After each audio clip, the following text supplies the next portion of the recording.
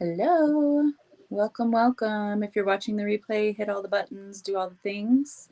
Pretty please. Drop me a comment. Let me know if it resonates. We're going to do a collective reading today, as usual. And we're going to just wait for people to file in. So if you're watching on the skip ahead for a few minutes for when the reading begins if you don't want to listen to me chit chat. Hello, Holly. How are you, darling? How's everything going? I know yesterday was for me. It was like Mercury retrograde in full swing. It was ridiculous. I had a lot of issues yesterday going to town doing my stuff. I found out that my license was expired when I went to the weed shop, and they wouldn't let me buy from them because my license was expired. So I ended up I took the kids to get a burger, and then I was like, I wonder if I could renew online. So I went to the renewal site online and renewed it, and then was able to go to the shop. But dang, man, that and everyone on the road, it seemed, was trying to swing into the other lane if they were ahead of me. So I had to pass a lot of people. Doing okay, Holly? How's your toe? Hi, Katie. We're just going to give everyone a couple of minutes so they can get notified and jump on. But yeah, it was just overstimulating the entire day. And so I've been trying to decompress since then. That's why you can't buy yours right now? Dang. I went online and they let me renew it because my photo doesn't need to change. Floppy. You got a floppy toe? Poor little toe.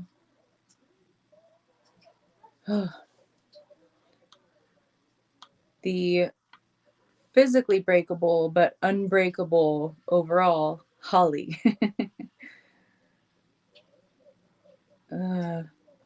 Yeah. Luckily, when I went back to the shop, one of the managers that's, friendly with me, acquaintance, friend, whatever, was like, okay. He took the evidence that I renewed and was like, okay. So I was like, thank you, thank you.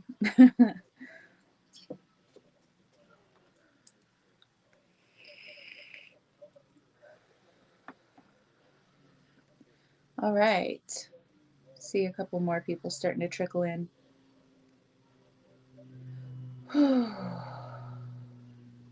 Hello, Val. Your foot bones are invisible and that's a problem. Yeah. That would, yeah.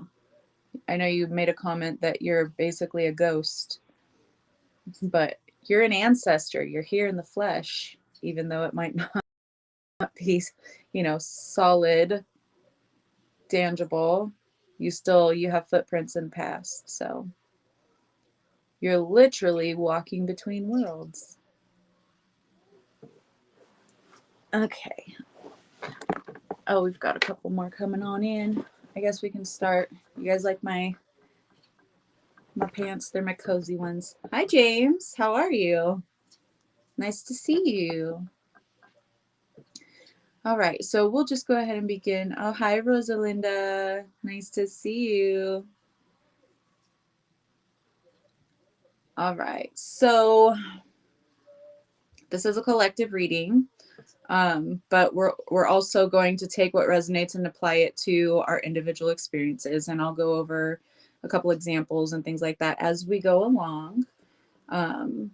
So let's see what we have here. I already kind of started getting downloads as I was pulling the cards, and it's gonna be fun.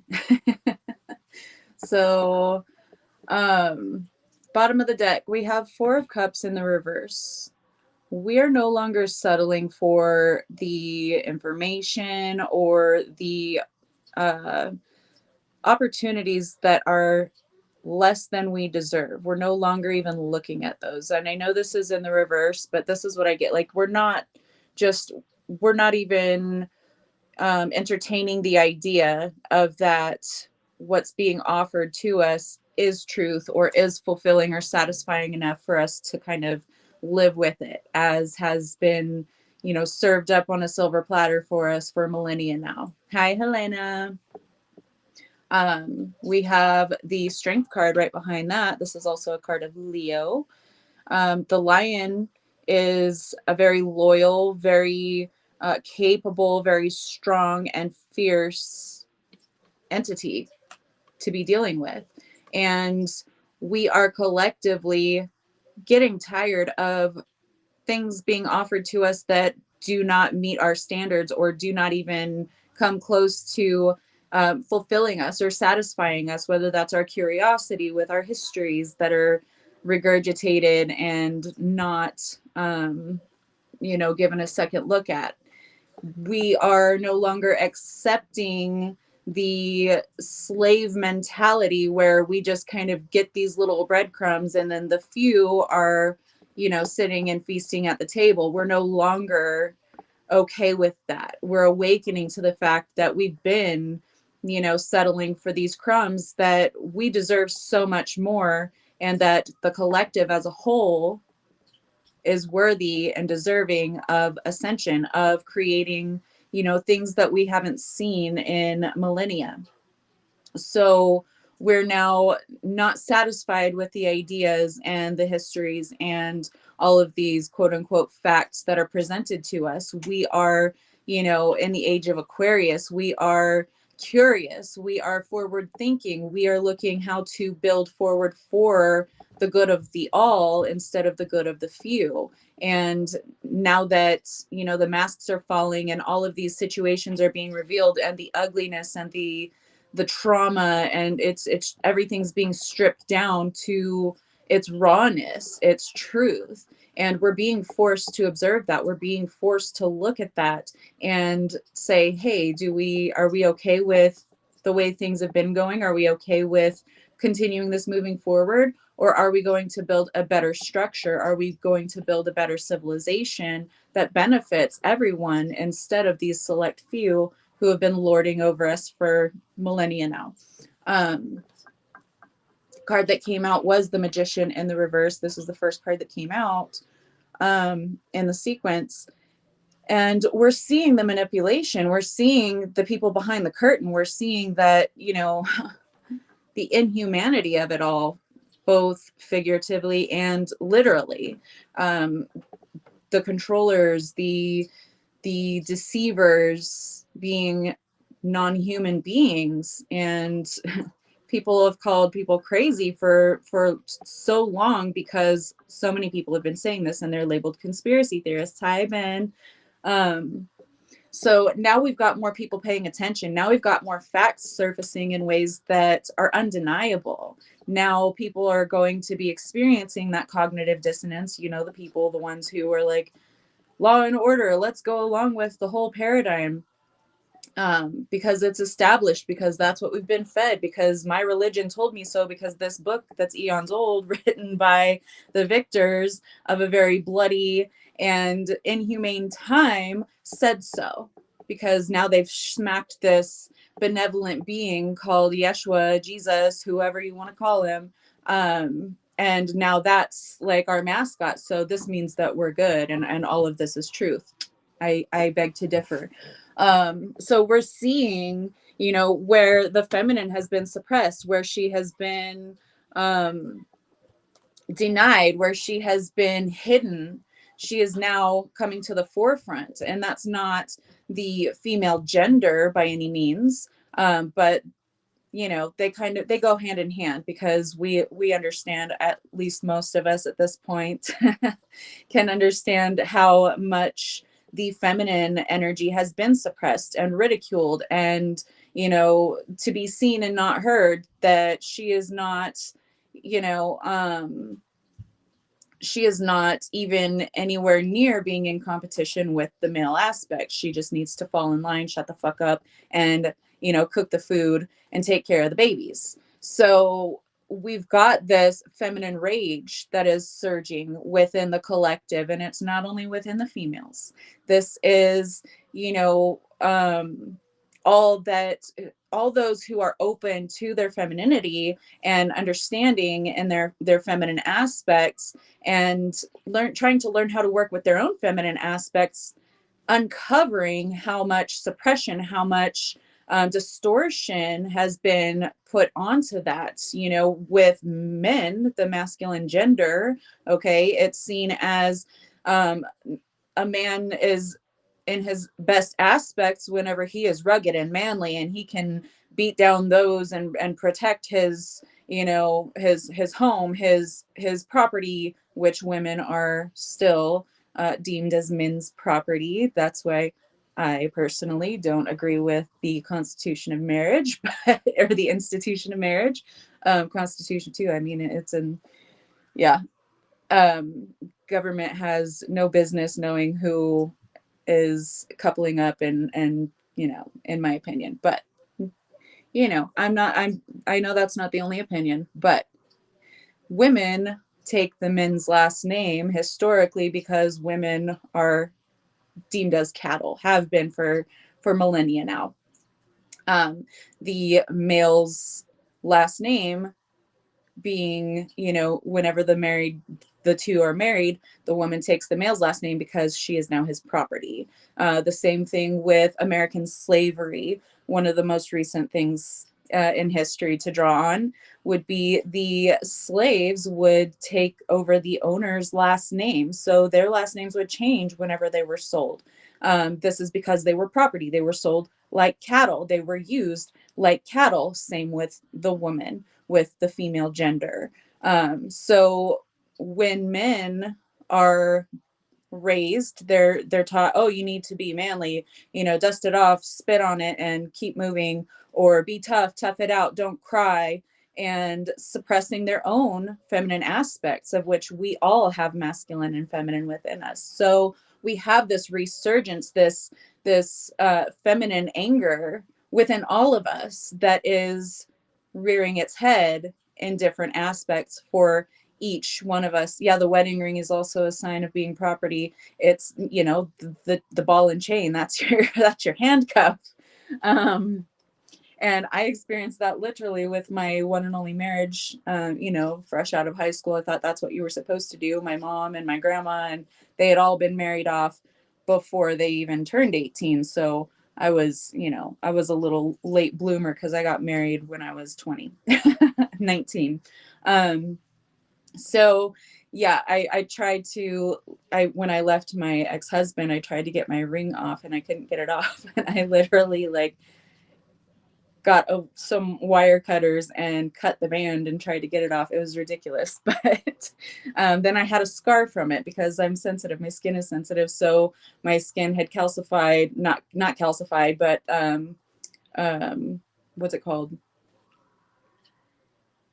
You know what I mean. So, callus. It formed like a callus right there. And I had it for like 10 years. You could see it.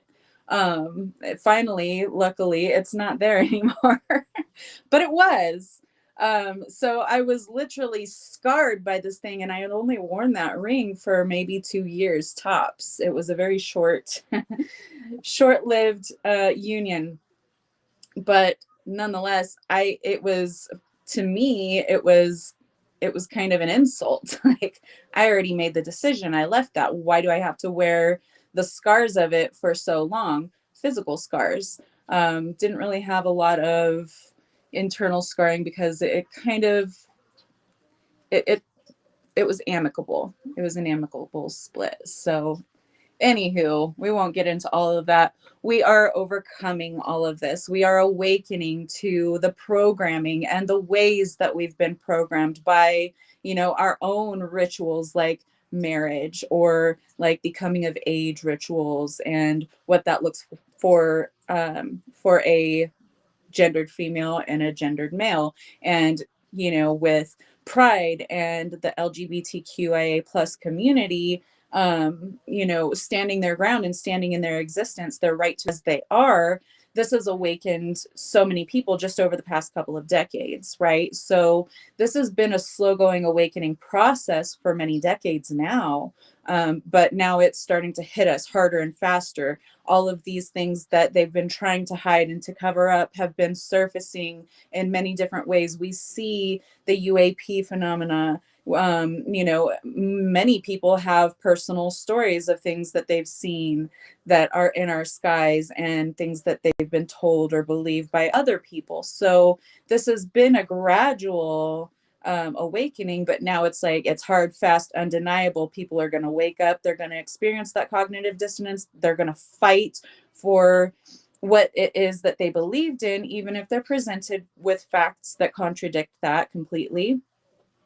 People are having a hard time right now, and understanding of others is what we are meant to try to come to. Right, there are instances where you can't get there, and I get that.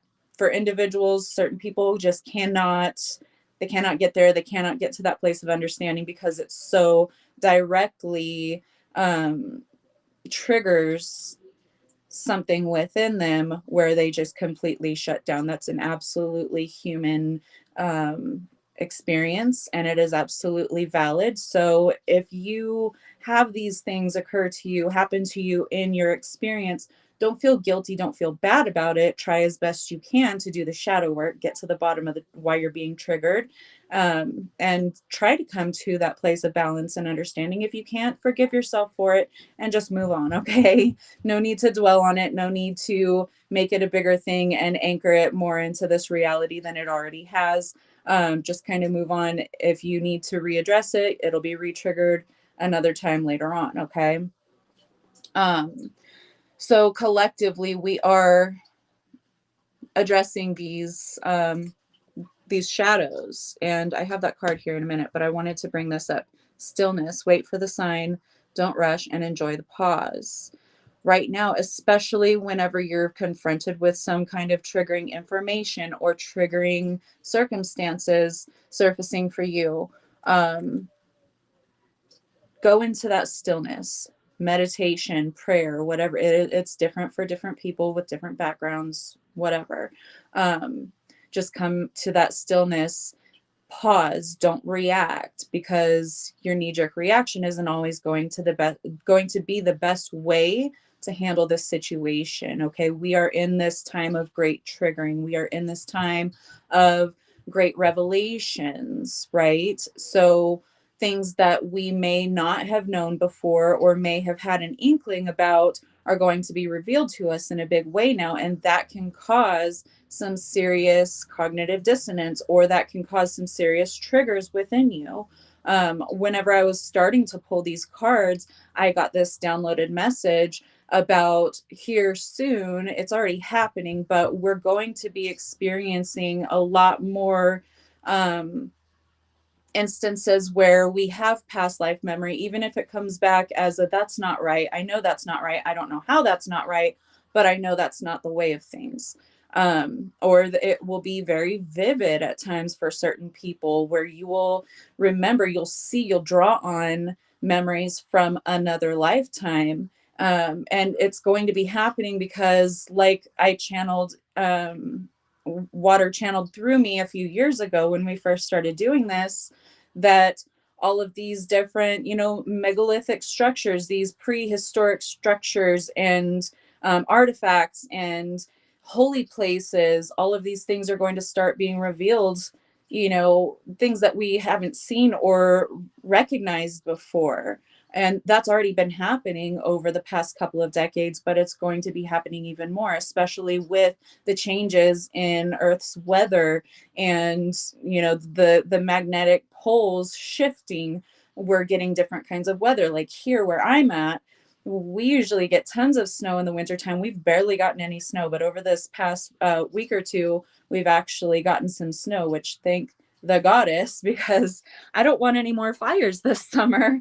Um, I not only for my home and my area, but I'm worried about the animals, the flora and fauna around here, because it is shifting, it is changing for everyone. You're having regional weather differences wherever you are. So with all of this on the global scale, on the full scale, right, you're going to see ecosystems shifting and changing. You're going to have waters receding in places where they've been for a very long time that are going to be revealing things. You're going to have water surging up in places where it hasn't really been, that is also going to be sweeping away things and revealing, things from our past. And as this happens, the memories are uncovered.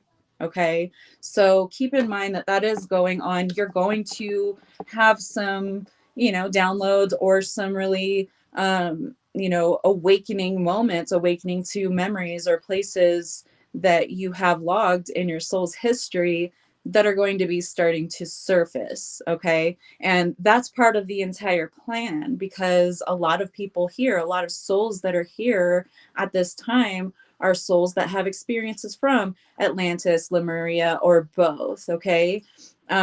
So along with that, the shadows of those civilizations are going to be surfacing to be recognized for what's playing out in real time now.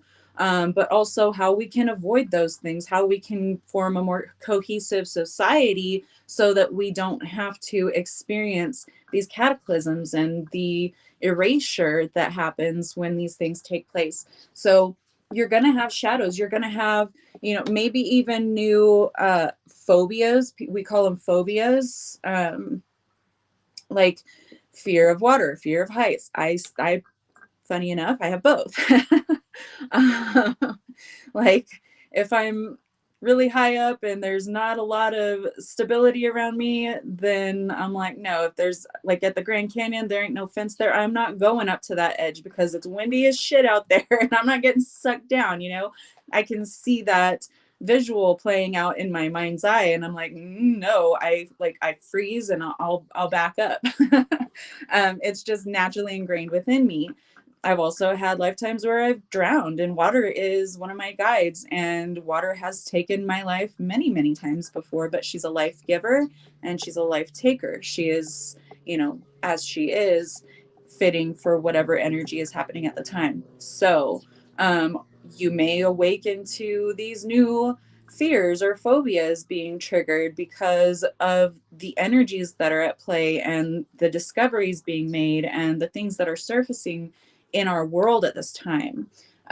So, go into that stillness, go into that pause, just open yourself up to that ponderance, that energy of receiving and question. I wonder why this is affecting me in this way. I wonder what happened to me in another time or before that may be bringing this to the surface. What can I learn from this? What can I remember from this? And just be in that open stillness and allow that to flood in.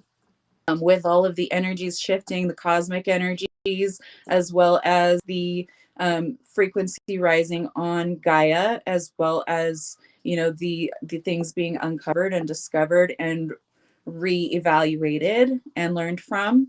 Um, we're in this kind of cosmic melting pot where everything's going to start rushing back, and it might be in bits and pieces, but we're not going to be the same as before. We're going to be forever changed. The veil is thinning. We've been saying it for years. The veil is thinning and it's not going to go back. The veil of forgetfulness is dissolving. So now is the time to remember. And that is where we converge the time of remembrance to the time of Aquarius, which is the forward moving, forward thinking, ascension focused energy. And we're using our history and our memories, our roots, to build new. Okay. And I got chills. Spirit guides, okay, they are with you, they are guiding you, if you let them. Sometimes we will get so hyper focused on a situation and the fear and the difficulty or traumas or whatever it was that we may be experiencing as a result of that, and we'll get hyper focused on that and we won't look at which direction we're being kind of pushed into. We're always being pushed towards flow. It is our own resistance that keeps us stuck, that keeps us anchored in the present, right? If we are meant to shift and move and flow in a different direction, we're going to experience things in our life that are going to, you know, stop us dead in our path and say, hey, are you going to continue to choose this, or do you want to choose this other thing? So we're always being nudged towards the flow. It's us who gets in our own way. So finding the path of least resistance for yourself, both with your own individual experience as well as opening up to the collective side of things, is going to be really helpful. I'm trying to listen to my spirit guides nudges. Katie, I have no doubts about you. You always do so well. So just keep being open and, claiming that openness, and you can't go wrong. So our spirit guides are guiding us toward our legacy, stepping into our purpose as a collective, but also as individuals for the highest good of all, not the highest good of you, not the highest good of your family or your circle of friends or your spiritual community. This is for the collective highest good. Your legacy is, the highest good for yourself, but it also contributes to the greater collective. So each individual is stepping more and more into their own purpose, which isn't what the controllers or the family around them that brought them up, or their friend circles, depending on their region and the beliefs that, override that entire place. We're getting back to, what do I like to do? What lights me up? What can I contribute to society as a whole to make things better, or to make it, things better for this group of people or that group of people, local communities, like volunteering in your local communities or contributing in some way to your local or your online community, whatever, everyone's different. Everyone has their preference, and all of us here, I know, are focused on what good can we bring to the table, not only for ourselves, but for others. How can I positively impact another human being's life or a collective of human beings' lives? What can I do to serve a positive function in this world that I find myself in? And that is where we're focused with the Age of Aquarius moving forward. What are our strengths?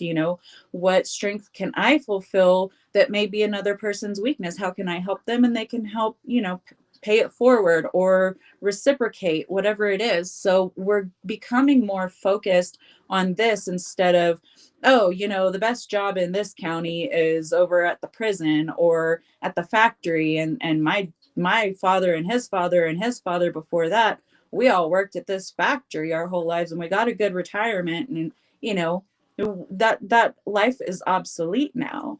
And so many people are still awakening from that and going off and creating their own things. So, and whether that is for the community as, let's feed and house everyone, or whether that's, hey, I'm a really good mechanic, I'm going to start a shop and I'm going to, fix people's shit so that they can do, like, my best friend is one of those. So I used him as an example. So whatever you are drawn to, whatever you are interested in, is part of your purpose. And so many here at this time on Gaia are stepping into their own purpose, their own alignment, what it is they enjoy doing, and what can help others that may not be able to, fulfill that function. So this is moving us towards a gratitude-based way of existing. Because whenever we're doing something that we know how to do well, we're gifted and talented at that, then other people who may not have even the slightest clue on how to begin doing what you can do will be appreciative of that. It contributes to the good of the all, and everyone serves their function. So again, I want to highlight, never look down on someone for what their interests are or what they're good at, or what it is that they like to do, because everyone has their own function, just as everyone has their own function in this awakening and ascension of society as a whole. So we're awakening to shadows in the thick of all of this. The energy is good. There's great energies coming in. There are new and better things being built, but at the same time, we're having to confront these shadows, because if we don't confront the shadows, if we don't integrate everything that we learned from the experience of the shadows themselves, that's when history repeats itself. And, you know, being pushed through that veil of forgetfulness just to exist here has contributed to history repeating itself, because, you know, one civilization will be all but wiped off the face of the earth, and then they have to start over again and over again, because, you know, it gets to a certain point and they're like, let's just crash this whole experiment, because they're awakening to their truth and we can't really siphon that much off of them. So they're trying to bring a cataclysmic event. Why do you think it's scripted in their scripture? Because they want people to create, from that fear-based perspective, some kind of cataclysmic event. So those of us who are awakened to the tricks that they play and the shit that they pull, you know, lifetime after lifetime, we're awakening to that. We're remembering those things. We're remembering that, oh, this is their playbook. They're just, you know, they wipe the memory and then they start the playbook all over again. They're at the end of their playbook now. I mean, why do you think that there's been so many predicted raptures in the last, you know, several years? The first one I remember was Y2K. My mother and her husband were all about, like, let's save water in bleach bottles and buy huge sacks of beans and rice and all this stuff. And people will actually prepare for all of this craziness, and, you know, you're never going to be prepared if it's actually fated to be. But this time we remember the playbook, even if it's bits and pieces, even if it's a vague recollection of the shape of the energy, we can see it. We have that pattern recognition, because let's face it, star seeds are neurodivergent. They had to be, to exist here, to go along with and exist in the society as it was created, but also to see the patterns and then to awaken to them and start advocating for the shift and the change. Okay. So, yeah, if you didn't know, now you know. You're probably neurodivergent. Hello, Suzanne. Hello, Mala. Have sweet dreams, Mala. I know it's nighttime where you're at. And hello, Linda. Love you. So we're awakening to the shadows, everything that's been suppressed and the memories that have been repressed. We're starting to awaken to that in our own ways, whatever fits for each individual, right? We're experiencing a collective dark night of the soul. You know, we remember the freedom, the way that Gaia was before the fall. And we are oftentimes homesick, whether it's, you know, homesick for the way Gaia was in her perfection, or homesick for other places, because we are seated here to remember the way things can be, and to go ahead and seed the new ways of existing into this plane. It takes all kinds, all right? There are so many of us, so many different volunteers with different backgrounds, different soul histories here, all at the same time. So it takes all kinds. We are the village. We are raising Gaia into her ascended state, right? So we have memories either from other places of existence or from the way Gaia was before her fall.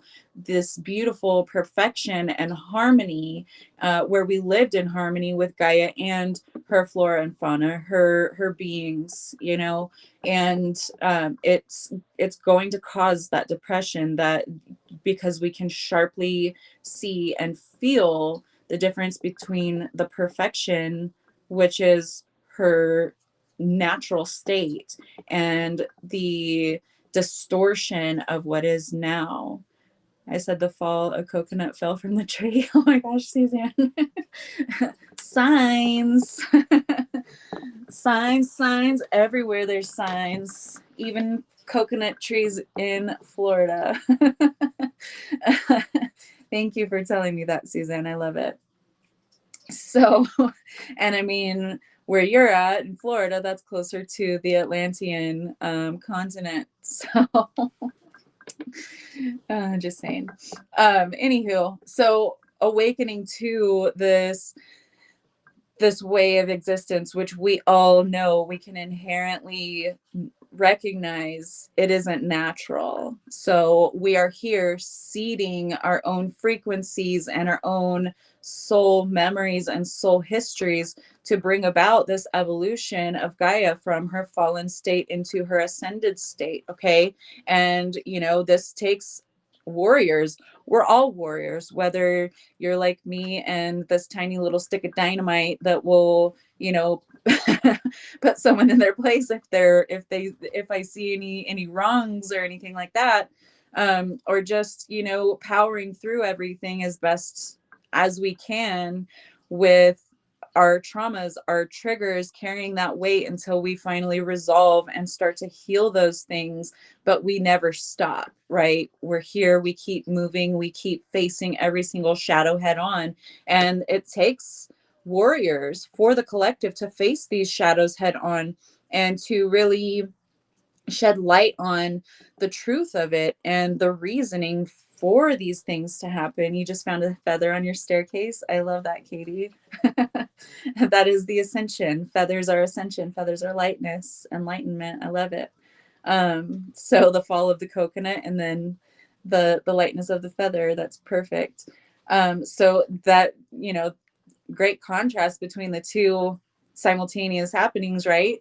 But both are existing at the same time, and we're navigating them all beautifully, taking the signs for what they are and listening to our guides and what we're led and guided to do and what we're led and guided to create, where we're led and guided to advocate.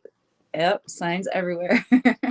um, so it really does take a seasoned warrior to volunteer here from these other places of perfection and also places of imperfection, because we had to have experiences in other places to gear up for this mission, right? So to be the containers for the contrast of both the enlightenment and the heaviness, the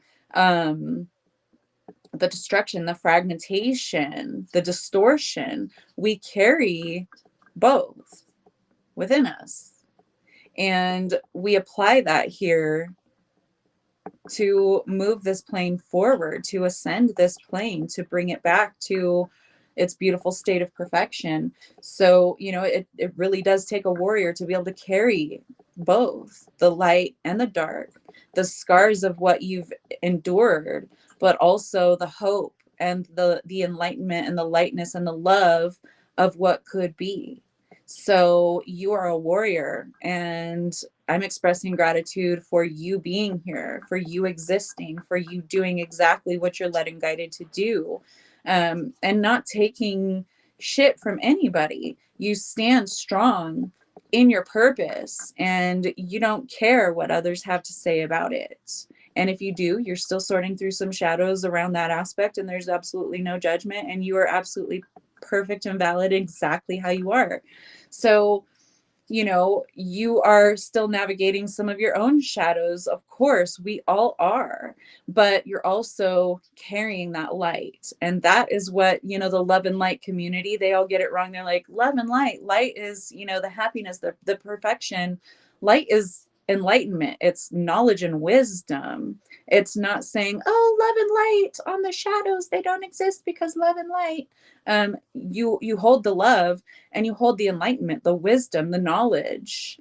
So, they use it as a loophole to start people spiritually bypassing and get them into that pattern of stagnation. But those who go through that pattern of stagnation, even if you're still in it, you're coming around to deeper and deeper knowledge every single time you go around that pool, and eventually you overcome it. Eventually you wake up from it and you step out of it because you don't have to stay there.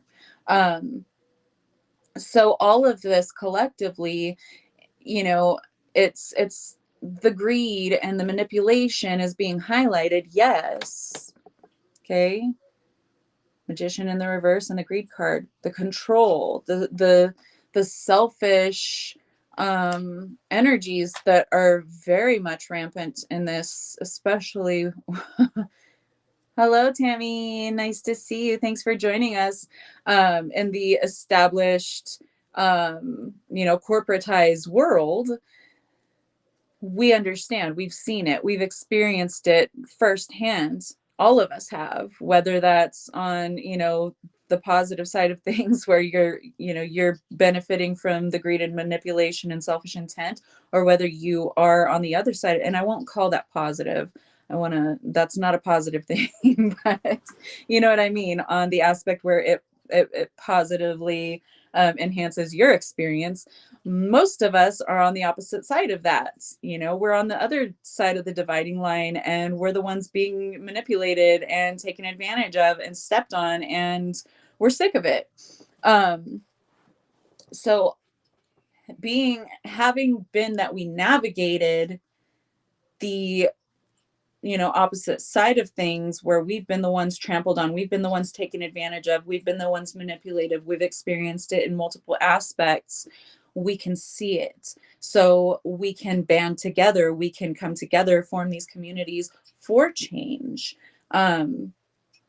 Instead of polarizing ourselves further, you're going to start seeing people of different beliefs, different ideologies, different walks of life starting to come together in support of one another because of what they've experienced, what knowledge they carry with them, what experience they carry with them, what talents they carry with them. And we're going to start seeing more cohesive communities start to form, and it'll be in smaller groups of people at first. And then, it becomes this mycelial network. And this is the beginning of this beautiful adventure. We're leaving behind the flames and the ashes of what no longer resonates for us as a collective, and we are moving towards the sun, towards the fulfillment, towards the perfection of what could be if only we awaken from the slumber. So right next to that, we have the Ace of Swords. This is the awakening from the slumber. This is clarity coming in. This is revelation taking place. And this is the Ace. So this is new beginnings. This is a new chapter. This is a whole new book in the history of humanity. It's an adventure. We're remembering what our souls have contained for so long, but our physical vessels have forgotten because we're experiencing collective amnesia and have been for so long.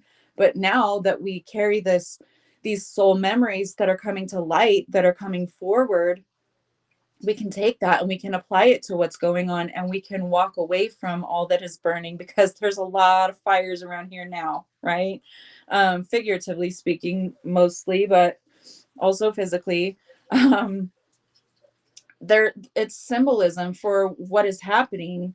These things are, fire is light. We're becoming aware, we're becoming enlightened about it, but it's also burning away the debris that no longer belongs, and it's fertilizing the ground for the new. We're making connections, we're becoming exalted in our inner knowledge. With this Seven of Wands, this is exaltation of her inner knowledge. She is protected by this bubble that surrounds her. She is placing her spiritual protections. She is in the stillness, right? She is in that stillness. She is open to receiving the guidance and the wisdom that her soul contains. Your guides are different versions of you, and yes, they're also close connections with other beings from other places, but at the very root of it, they're all versions of you, because we are all fractals of source. So I am you, you are me, and my guides are you, my guides are me. It's all of us, right? It's the I am. And recognizing that, understanding it, really absorbing that and making that connection allows us to be more connected to one another, allows us to become these more cohesive beings. And it's not about the hive mind mentality, it's about the collective focus. I do have the hive mentality showing up here with beehive, and that's where I draw on. We'll get to that in a minute, though. It's not about forming this one, world order, or this one way of believing, this one belief system that we all adhere to. It's being so I can't get the word intricately connected. I could not get that out. So intricately connected that we share this higher vision for the highest good of all. We become more cohesive, more telepathic. That's telepathy. It's not hive mind, as in this is the programmed belief you're all meant to do and you're all supposed to be worker bees. No, it's about forming this connection to the greater I am, the greater self with each individual cell of the body, which is you, which is me, which is the birds and the trees and the waters and everything that is. So becoming more connected, just as native peoples have talked about, the rainbow children, the rainbow warriors that are meant to come here and ascend Gaia into her perfection again. There are stories, there are um, quote unquote myths, and these cultural similarities that have been passed down from peoples all over this plane. There's a singular thread that connects everything, and we're tapping back into that. We're getting back to that. So when we're connected, when we're fully sovereign, which the Seven of Wands also indicates sovereignty. She's a sovereign being. She makes her decisions. She receives her guidance. She acts on it. She says yes or no. That's for me or that's not for me. She is the creator of her own reality, of her own destiny. And that's all of us individually. And we form connections to one another, and we form a cohesive, moving society. Um, where we tap into our visualization, we tap into our spiritual gifts that are inherent within all of us, but most of us have forgotten. People that are disconnected from their intuition or from their, spiritual gifts, hearing, seeing, smelling, just knowing or feeling, whatever it is. A lot of people out in society are disconnected from those versions of themselves. So that's where, I kind of benefit from that, because working for a psychic site, I've got all of these people calling in because they're not able to use their own gifts to, navigate their own experience. So they outsource it, right? You're meant to become your own source, not to call me and have me tell you all about it, right? We love you, Linda. Yes, go take care of yourself, recharge your battery. Oh girl, I did that yesterday.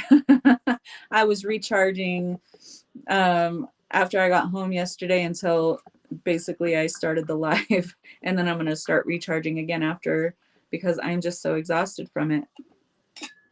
So yes, go do your thing, baby girl. So connecting to our source self, our higher self, if you will, okay? And with this visualization, or whatever way, whatever means you have of perceiving your destiny, your future, your soul's history, okay? Connecting to that, and with everyone doing that simultaneously, we're able to get over these barriers that have been put in our place, that have been part of this distorted 3D paradigm for so long. It's caused Empress in the reverse. The divine feminine again has been suppressed, and it's time to start visualizing or perceiving in whatever way that works best for you, because we all have different strengths in our psychic senses as well. It's perceiving the openness and the emergence of your divine feminine once again. I don't care if you're gendered female or male or otherwise. This is about perceiving your divinity in the feminine aspect and opening her back up. And you've had the practice, the manifestation journey that everyone seems to be on, no matter what, whether they're spiritually minded or not, whether they believe in things like that or not. You can actually see where people have been on their own manifestation journey. And that's the journey back to their divinity, their divine feminine, the void, the void and the place of all creation, the openness, right? So, and balancing that toxic masculine, that wounded masculine that just, takes any action, whether that's out of fear or anger, acting on anything and everything. Just like, if I act on everything, something's going to come of it, right? No. This is becoming more directed in your masculine energy and choosing what your feminine creates, and being the overall creator in your own experience, but also applying that collectively. Being in your feminine, being able to be the observer of things and say, okay, I see the way that that's going, I see what's in creation now, but I think that I can create something better, or I'm going to create this small something better so I can bring others into it, and maybe we can form a cohesive group to maybe advance that idea or that energy and create better for even my small town or my neighborhood, or insert here. This is awakening to new visions. This is awakening to new ways of perceiving. This is awakening from the slumber. The hanged man, in its upright, is sacrificing of the self to gain that enlightenment. We've already done enough sacrificing around here, y'all. I don't know if you've been paying attention for the last like 11,000 years, but we've been sacrificing of self to gain this wisdom, this enlightenment, these soul memories, to bring them back through. And now we're here, we're at the apex, we're at that tipping point where we're connected to our true selves again, to our source selves, our higher selves, and we're applying that moving forward. We already learned the karmic lessons, and if you have repeating cycles in your own lifetime, if you have repeating experiences in your own lifetime, you're starting to recognize the patterns, and you're starting to look up from your paper and be like, whoa, this is the 8th time that I've been on this lesson review, this chapter review. I think I've already learned this. Let's go ahead and complete the chapter test and move forward.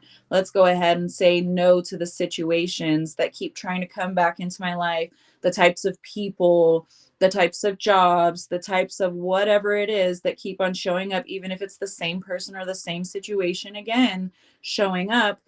This is a pattern of behavior. This is an established pattern. And I'm saying no to it. I'm not going to do that anymore. I know how it's going to end up. I know the end result because I've lived it 8 times before. And now I'm going to go ahead and move on to the next chapter. That's attainment of that higher wisdom, that higher knowledge, that ancestral wisdom. You are your ancestors reincarnate. Okay. You are the product of many ancestors, not just bloodline ancestors, spiritual ones too, on other worlds, on other planes of existence. You have been so many other places, you have no idea. There's no way for you to be able to fathom how many experiences your soul has had.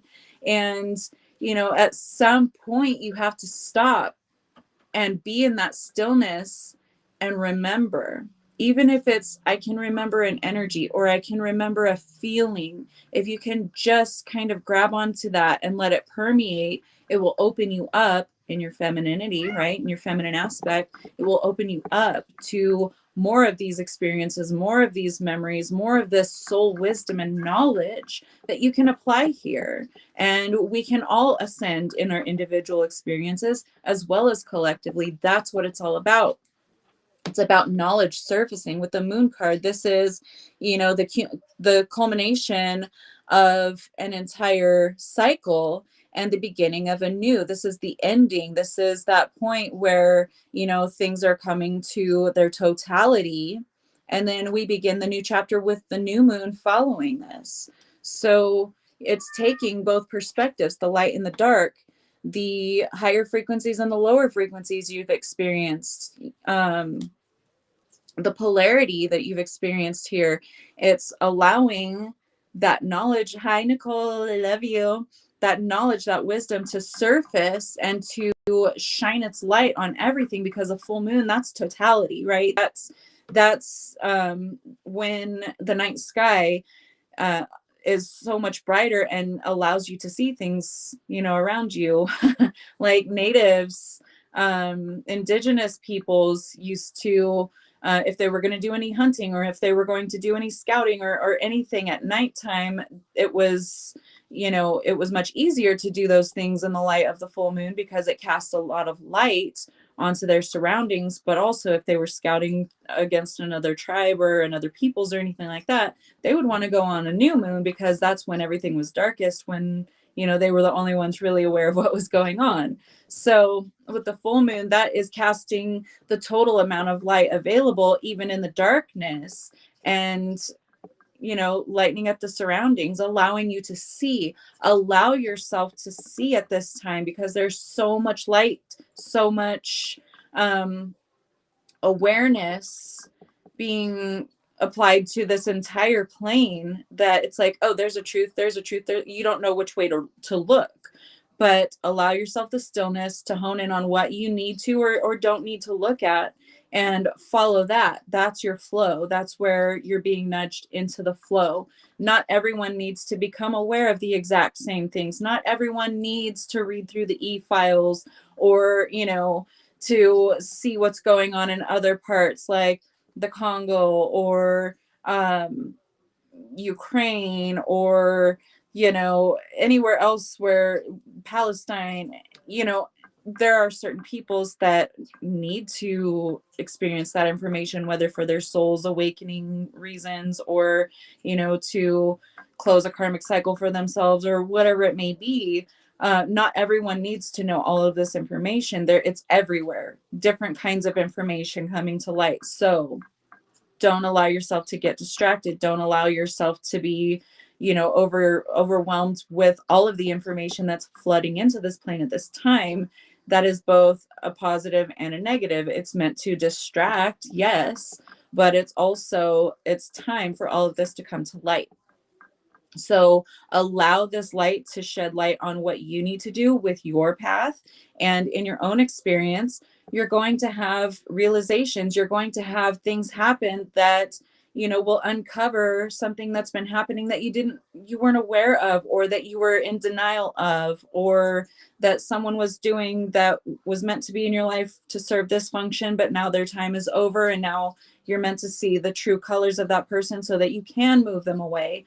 Whatever it is for you, take what is being revealed and apply it to your own life to get you into the flow, to get you out of any kind of stagnation you may be experiencing. And that's so funny. I didn't even realize that the flow card came out, and I'm talking about flow this whole time. The moon rules the tides as well. Okay. So pay attention to moon cycles if that's what you get from that message, because that's going to hit for a couple of somebodies. Wet my whistle because my voice is starting to try to go out. I've been talking too much. So keep calm and keep moving, or be calm and keep moving is what this card says. Be calm and keep moving. Wait, okay? Wait in the stillness. Yes, observe, and then go back to your center. Filter through whatever information, whatever revelations, whatever has come to you, okay? Filter through that and just be still.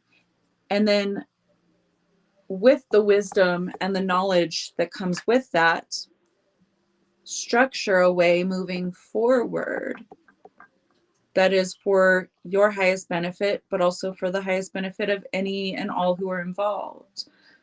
Because we're not trying to repeat these life lessons again. Okay. And if you have life lessons that are repeating for you right now, it's time to step back, get into the stillness, and recognize what it is. Greater picture, okay, big picture energy. What is at play, so that you can choose better, so that you can step out of that stagnation cycle. Ask your spirit guide right behind that. Okay. Be open to receiving the information from your guides, the direction from your guides, because they are here to guide you. That's what their function is. They're here to steer you towards whatever situation, whatever lesson or benefit is for your highest good. And sometimes they will lead us right into the middle of a shit situation, a catastrophized life lesson, or some kind of experience that you needed to go through to forge yourself into that warrior so that you could overcome it, so that you can pave a path out of that for yourself, but also for others. Okay. So not everything that your guides guide you into and through is going to be pleasant. It's just not. That's not their function. Their function is not to guide you into, these fields of meadows through life where you don't experience any kind of contrast, you don't experience any kind of duality, and you don't really learn the lessons that you need to learn in the ways that you need to learn them. And, even going to someone like me to say, hey, what's the guidance through this? Your guides will guide me to guide you directly into the shit situation. So you will learn, right? So that you have this tangible, physical being directing you with real words and saying, hey, yeah, go for it. Or maybe not go there, even though it looks kind of better, go this way, because this is the way you need to go to learn your lesson, to have the experience, to reawaken these things within you.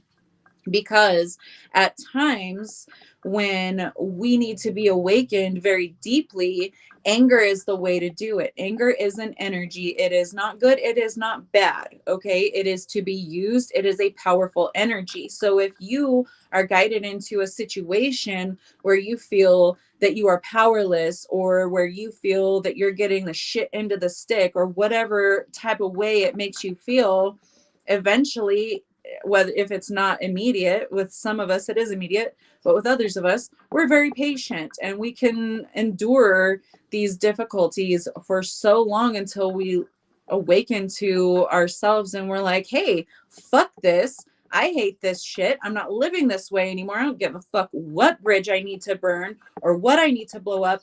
I am moving the fuck up out of this cycle.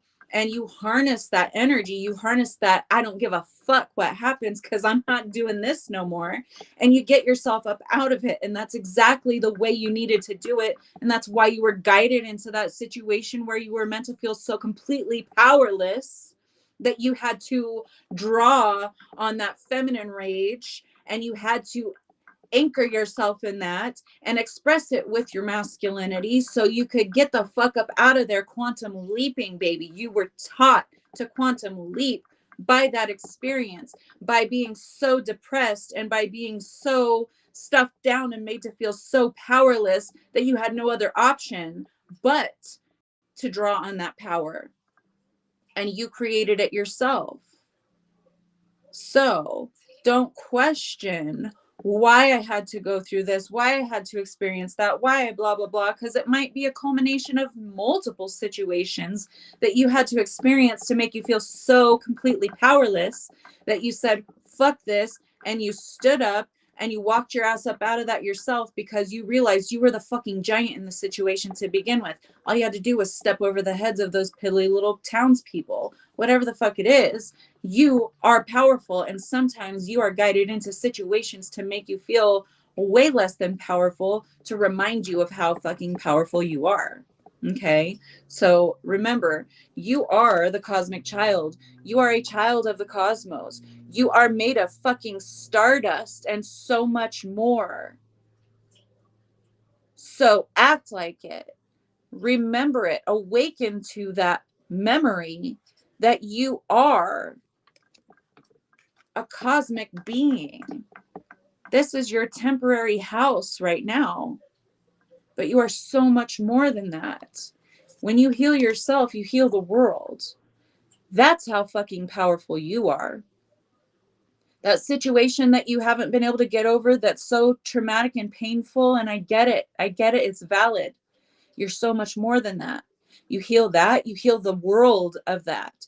You heal that for every other being that has ever experienced that. You heal it for them too, because you're that fucking powerful. Don't forget it.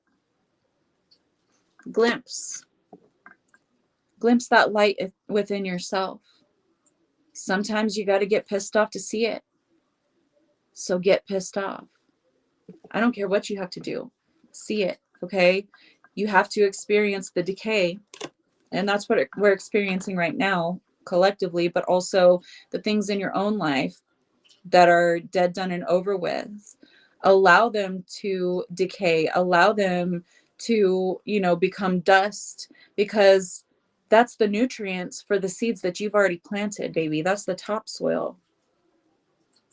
So allow the old to decay, to scream on its way out, whatever it needs to do, because you recognize, oh, it's not powerful anymore. It holds no power over me. Now that situation, now that person, now that whatever is powerless. It's screaming, throwing a tantrum on its way out, but look at it like a toddler. Like, oh, you couldn't get what you want. Oh, why don't you go have a timeout? Go sit with yourself for a little bit, because there's no way you can control what's happening to you right now. Go have your timeout, okay?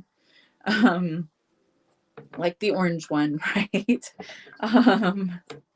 And all that's going along with that, creating newer and bigger and worse ways of trying to benefit from the collapse of civilization the way that we knew it before. Okay, it all has to come crumbling down, it all has to decay, but from that decay, now you have the nutrients, the fertilizer for the seeds that have already been planted into each individual you've ever encountered. You've planted those seeds in every situation that you've touched, in every situation that you've observed.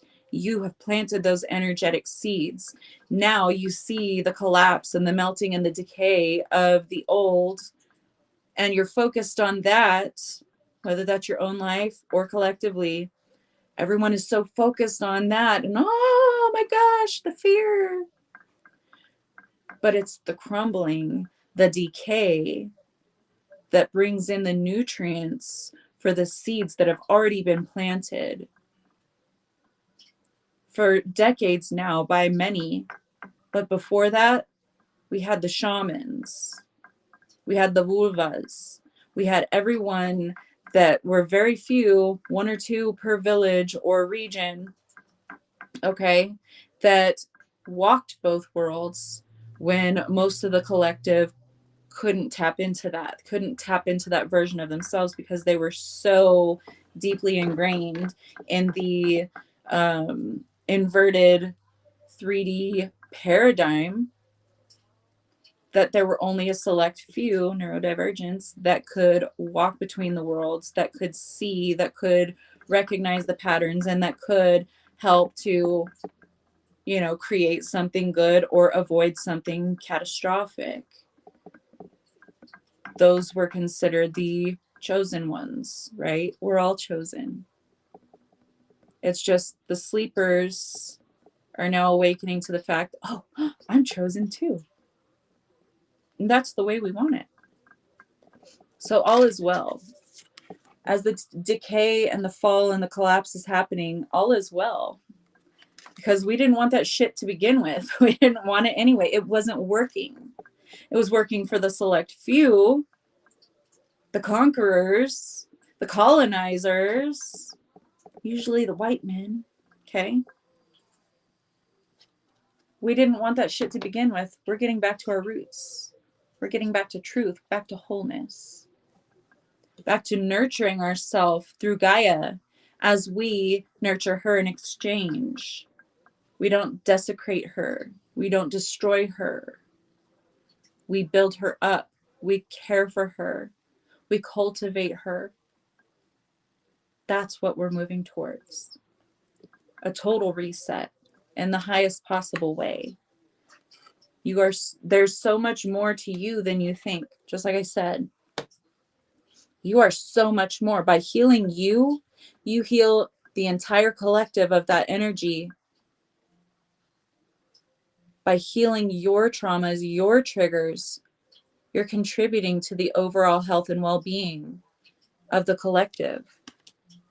So your path, even though you might feel like you're the only one, like you have no support, like there's no one else on this planet that could possibly have experienced all of the intricate traumas that you've experienced, You've done that for a reason, and you are not alone. But you are meant to heal it. You are meant to overcome it. And that's why your path has been so lonely, because you couldn't draw on support. You had to be the trailblazer. You had to plant those seeds. You had to support yourself. You had to empower yourself enough to believe that you deserved the support in the first place. But you had to love yourself enough to be that support where you had none. So, whatever you've experienced, it isn't minimal, is not insignificant. You have a powerful purpose, regardless of whether you see it now or not. You're contributing to the collective. You're tapping in to what the collective needs at this time. You're getting back to your own roots. You're getting back to your soul's roots, your soul's purpose, your soul's talents, gifts, and you're expressing those lovingly, because every time you do what you enjoy doing, every time you create something that you enjoy creating, my cats just had to come in, they were crying at the door. You're contributing to collective creation. You're putting a bit more creative energy into that collective jar. And every single one of us who are doing the same, we're all putting, think of it as a giant tip jar. Everyone in the restaurant that evening contributes change, dollar bills, whatever they can contribute, whatever they feel like giving, out of kindness, out of love, out of gratitude. It's not one person donating in to the collective tip jar to show gratitude for the workers. Everybody putting in what they can out of gratitude, and it fills the jar full. That's how we get there. We each contribute what we can when we can. And when it's creative energy, the creative energy creates more. And the more creative energy you put in the jar, the more it expands into greater creativity. Pretty soon it's going to envelop this whole plane, because there's so many of us doing it now that this plane can't help but shift. Success isn't what you have, it's what you do with what you have. Even if what you have looks a bit dry, looks a bit desolate, even if collectively what we have to work with after the fall, the final fall of the Roman Empire, because Rome didn't fall, it just morphed and changed. The true fall of the colonizers, the Roman Empire, it's gonna leave desolation in its place, rubble, nothing to build upon, because it all needed to be eradicated. It all needed to be brought back to square one. That's where we add all of our nutrients. Hello, Anna. Individually, adding my bit of creativity and your bit of creativity and their bits of creativity. And we've got this huge jar of creativity that keeps expanding and creating more and more and more. That's what we do, because we don't want one single iota of what they had. We're not trying to build upon any of that, because that was all inversion. That was all false. That was all facade. It wasn't truth. And that's why it's crumbling. So what we do with the level ground, the rubble, get it the fuck up out of here. We're not even going to use that to build our new foundation. Get that rubble out of here. It's tainted. It's poisonous. We build with love. We build with gratitude. We build with creativity. Now we build with connection to one another, and your talents and their talents and my talents and his talents and her talents. That is what is going to leave that lasting legacy that we talked about from the beginning. That, my baby, is the flow. Water is the source of all creation. She is also the source of destruction. She's not evil. She's not good. She just is. You harness it and you use it for your intentions.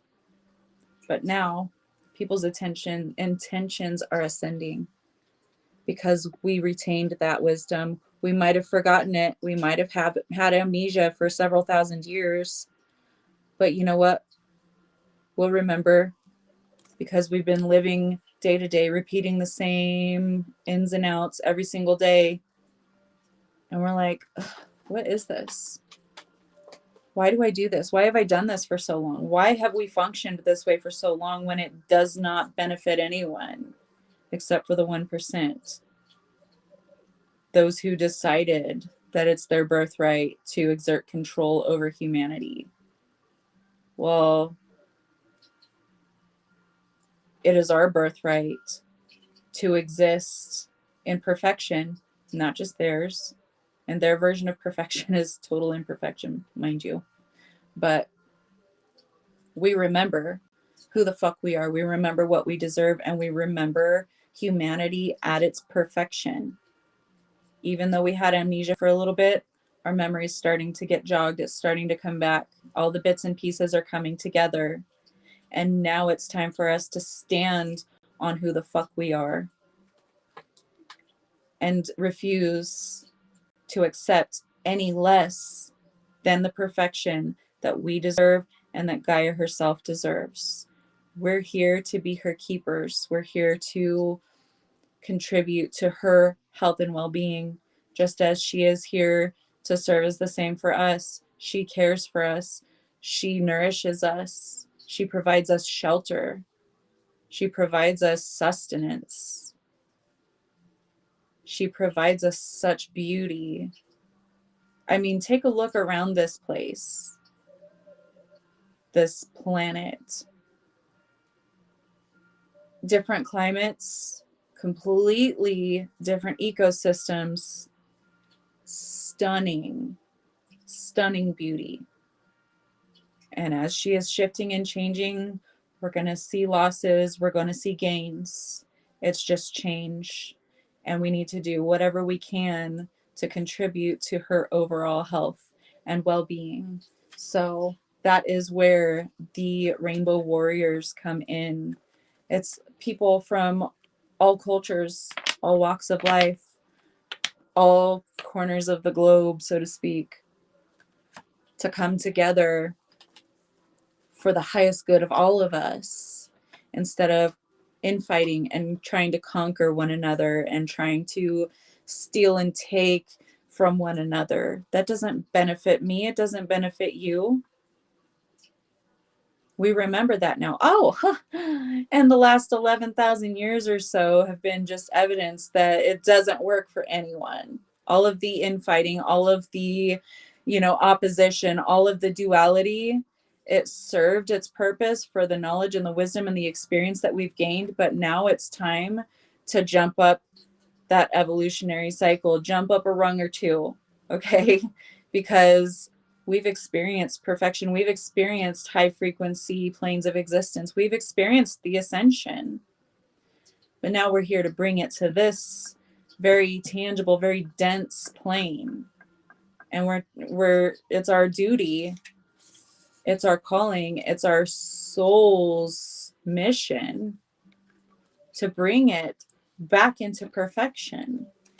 Because we're done learning the lessons. We're fucking sick of it. All we have to do is stand up and walk away. We are the giants, not them. They've inverted this place. They've made it look like we're, pitiful little creatures that need to be ruled over, and we don't know any better. We don't know how to run shit around here.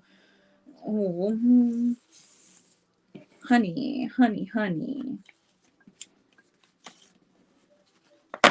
It's time for us to stand up. It's time for us to fucking take what's rightfully ours. And that's not in a way of conquering and taking away from. That's in a way of, how can we best serve our own mother, Gaia? How can we best care for her and every being on this plane? Because whenever we decimate her, whenever we trash her, whenever we destroy her, It's destroying everyone, even those who are on board with destroying her completely. It's not benefiting them in the long run, it's in the short term. We got long game, baby. We've had amnesia for 11,000 years now. Like, we're in it for the long run, okay?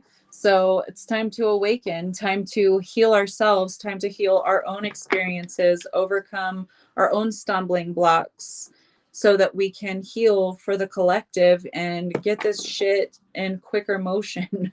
Because can you imagine when everyone's living in harmony with one another and with Gaia? How amazing, how perfect that'll be, how perfect it is, because it already exists. We just have to anchor it into physical being because we're in the third density, moving up to the fourth. But that's still a density, that's still tangible shit. So let's get this tangible shit anchored. All right. So that's what I got for you guys today. Thank you for sticking around with me and listening to me, even when my voice was trying to go out. I love you guys so much, and I'll see you guys at the same time next week. Um, so wherever you're at in the world, whenever it started today, same time it's going to start next week.